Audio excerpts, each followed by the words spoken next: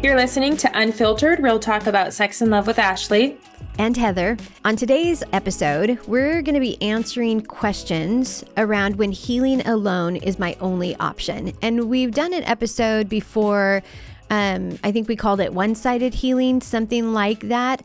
But I felt like this was okay to grab some of these other questions that have come in more recently, because I think that this is a fairly common situation that betrayed partners find themselves in. So our first question asks, after 29 years, my husband had an affair, quit his job, filed for divorce, and left, refusing counseling or reconciliation. I still love him and believe in restoration, but he's enamored with someone else. Am I pitiful for hoping? How do I find peace with my ex-husband when my ex-husband shows no remorse?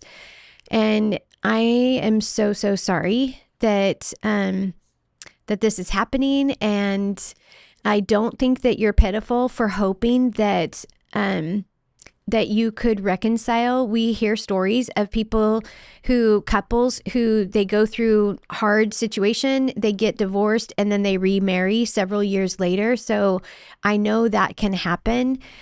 But I guess my focus for answering this is your question that says, how do I find peace when my ex-husband shows no remorse?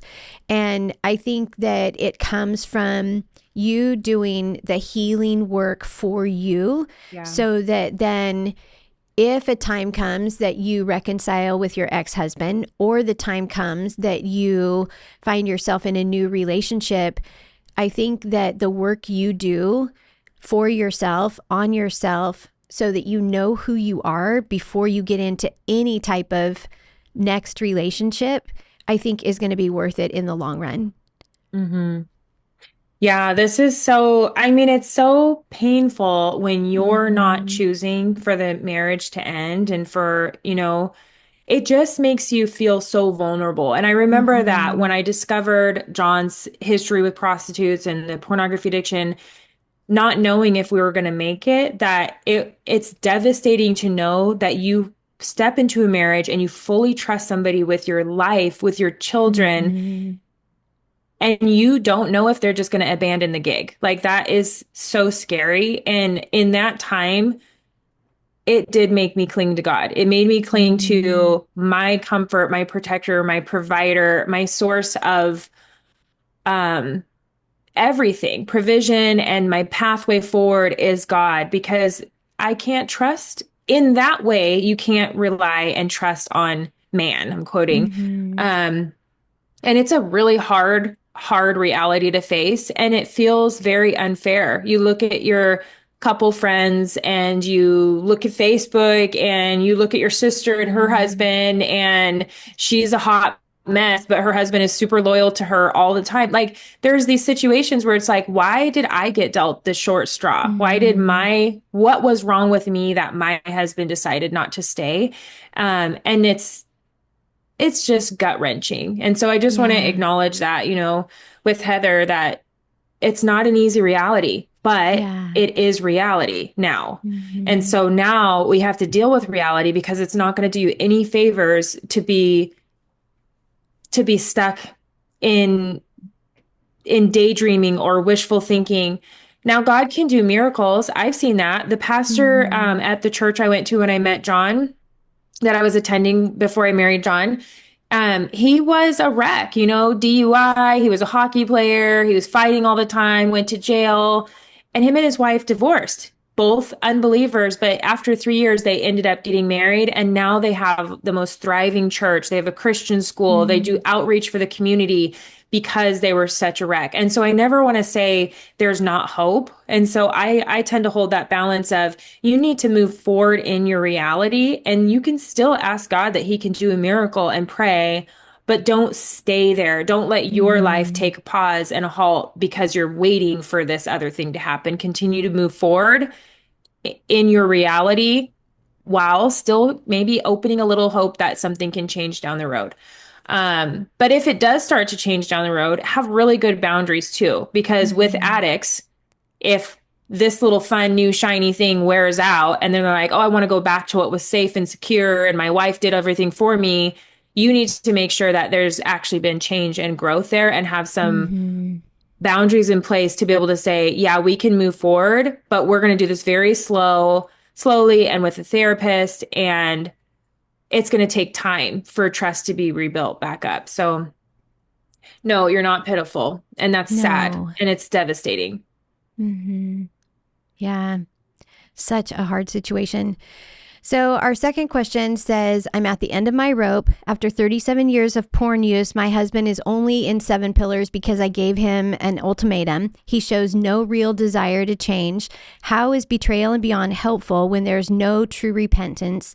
Are these resources only for willing spouses? And I would say that Betrayal and Beyond is definitely going to be helpful for you, whether or not your husband is in doing his own recovery work. I still think that it can be so empowering for betrayed partners to actually feel like they have control and that they're making, and through what they're learning, they're going to be able to make informed decisions for their future.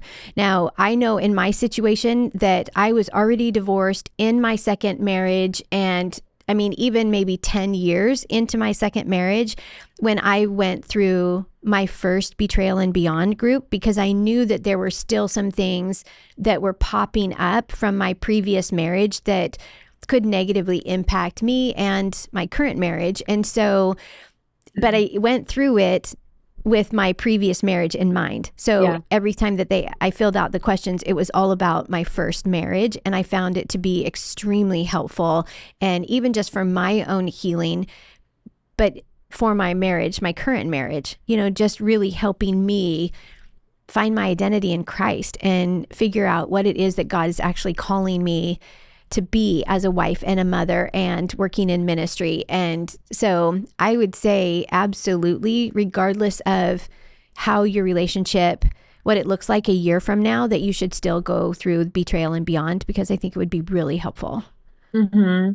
Yeah, and my situation was the same. I mean, I went through Betrayal and Beyond when I went through all my stuff with John, but I was previously married and never did any of this kind of work. And so going through it, I would also, if there was any answers that popped up from my previous marriage, because that was the situation of we didn't have tools, we didn't have resources. He wasn't really willing or at the capacity, like at the place where he was capable of being able to invest in this. And so I ended up processing that years later. And just like Heather said, we just recommend you go through and answer the questions according to when they were happening, as best you can, and really dig all that out and process it. It will be helpful to you. Okay, the last question is, after 42 years of marriage, my husband changed after retirement. We stopped having sex early, and he turned to porn. Now he lies, denies, and gaslights me even after attending groups. At 76, I wonder if he truly wants to change. Should I stay or separate? Any advice? I'm going to recommend to this woman to go to our main Pure Desire podcast and listen to the episode we did with Andrea Rogers on divorce, because it's really hard when somebody says, should I stay or should I go? Because we can't really answer that, because we've seen it on both ends of the spectrum. We've seen women stay or men stay and stay and stay and stay and stay no matter what happens over porn, let's say. And then over here, somebody's using porn and they're like out after the first discovery. I don't think either one are wrong. Like, it's not wrong. And so what we're trying to say, what we want to say to women is, you need to keep pursuing your health, safety, and sanity. You need to get that dialed in, because I think Andrea says it. We don't want to save the marriage at the cost of the destruction of a soul. And so, or something like that, and so if, when I see my friends in marriages and their husband just is blatantly lying, not choosing to engage, and they're trying to do the right thing by staying in the marriage, but then they're like a shell of a person for their kids, for their grandkids, they're not even living life. They're just in the house while this other person chooses to be totally selfish and engaged in their own behaviors. And at that point, I would say, no, if it were me, I would not be staying.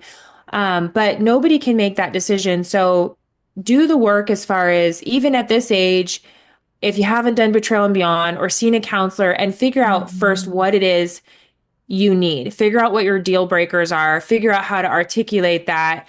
Does it look like you live in separate rooms? Does it look like you need to go stay with your sister for a while and just get some space to think before making any decisions? I don't know. And that's why we need people to walk alongside us, because it's not going to be one decision and then it's done. It's going to Mm-hmm. be a series of decisions and ups and downs and navigating it. And you need to have people in your corner to help you with each one of those decisions. Mm-hmm. Yeah, it really is heartbreaking. These three questions that we're answering, say after 29 years, after 37 Yeah. years, after 42 years of marriage, that is a long time. That is a long time to be living in situations that I'm sure it wasn't all. I'm sure there was good times in those years, but to get to that point in your life to have to make this decision, I I can't even imagine the weight of that. And yet, another way to look at this is if this has been happening in my marriage for 42 years, do I want the rest of my marriage to look like this? Do I want the rest of my life to look like this? And so it's a tough decision, but it's good if you can make a decision that moves you toward health. Hmm. Yeah. Yes, I agree. So just take the next step, counselor group, and just start and just Mm-hmm. give yourself grace. Say, I'm starting the process of trying to think about this, figure it out. You don't have to figure it out all at once. Yep. All right. Well, tough questions. Thank you for trusting us with those, and thank you for joining our conversation today. So, as we say, if you can think about it, we want to be talking about it. Send your questions to unfiltered@puredesire.org. And if you found this episode helpful, make sure to like and share with a friend.